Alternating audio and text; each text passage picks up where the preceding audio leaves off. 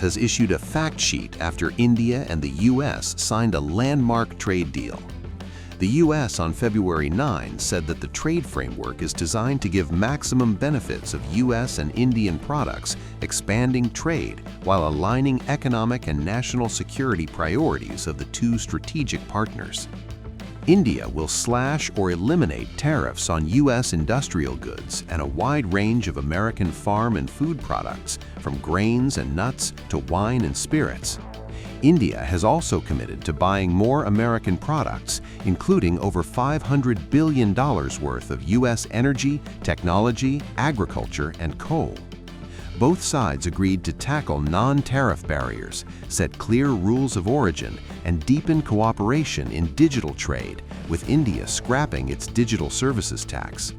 Washington and New Delhi will also strengthen supply chains, align on economic security, and expand technology and innovation ties, signaling a sharp deepening of the U.S.-India strategic partnership. President Trump continues to advance the interests of the American people, enhancing market access for American exporters and lowering tariff and non-tariff barriers to protect our economic and national security. Trump said the deal puts American workers and businesses first, expanding market access and cutting tariff and non-tariff barriers that impact U.S. economic and national security. The U.S. points out that India has long imposed some of the world's highest tariffs on American goods, including steep duties on farm products and automobiles, along with restrictive non-tariff barriers. Washington and New Delhi now plan to rapidly implement this framework and move toward an interim agreement with the goal of sealing a broader bilateral trade agreement that locks in gains for U.S. exporters. Talks will continue on remaining trade hurdles, from services and investment to intellectual property, labor, environment, and unfair trade practices, as both sides push for a mutually beneficial deal. President Trump has challenged the assumption that American workers and businesses must tolerate unfair trade practices that have disadvantaged them for decades and contributed to our historic global trade deficit. On April 2, 2025, President Donald Trump declared a national emergency over the U.S. trade deficit, citing unfair tariffs and lack of reciprocity from trading partners. The president says he is now removing trade barriers and expanding market access to protect American workers and boost U.S. exports, especially in agriculture. Today's announcement with India, the White House says, marks a concrete step toward balanced and reciprocal trade with a key partner. Buoyed by new trade agreements, experts said India's goods and services exports in FY27 could rise to a record $1,000 billion in 2026-27, as they expect orders to flow in after reduction in tariffs.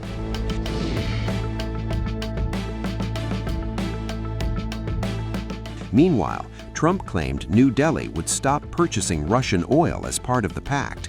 In fact, Trump also removed the 25% tariff he imposed on India over its energy purchases from Russia.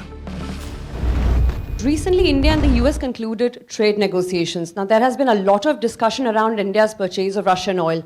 Can the MEA clarify India's position regarding purchase of Russian oil? India is a net importer in the oil and gas sector. We are a developing economy.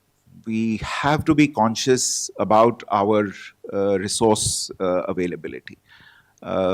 Naturally, when you are dependent to the extent of 80-85% on an imported resource, you have to have concerns about the possibility of inflation driven by energy costs.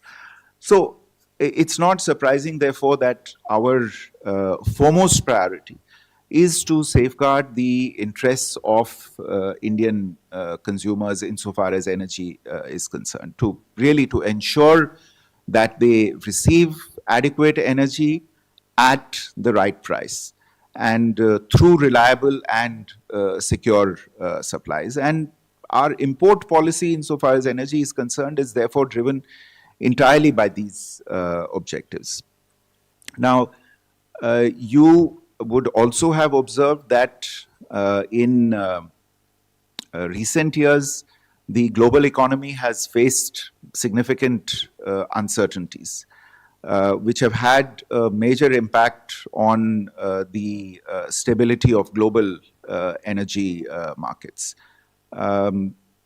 India, certainly, I would imagine a lot of countries around the world, if not every country, have a shared and common interest in ensuring stable energy prices and secure supplies. And in fact, I would underline that India is not just one of the largest consumers of energy, but it also plays an important role as a stabilizing factor in global energy markets.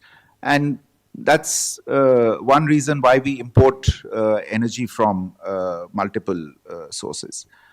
So, as I mentioned earlier, the key drivers of our energy policy are adequate availability, fair pricing, and reliability of supply.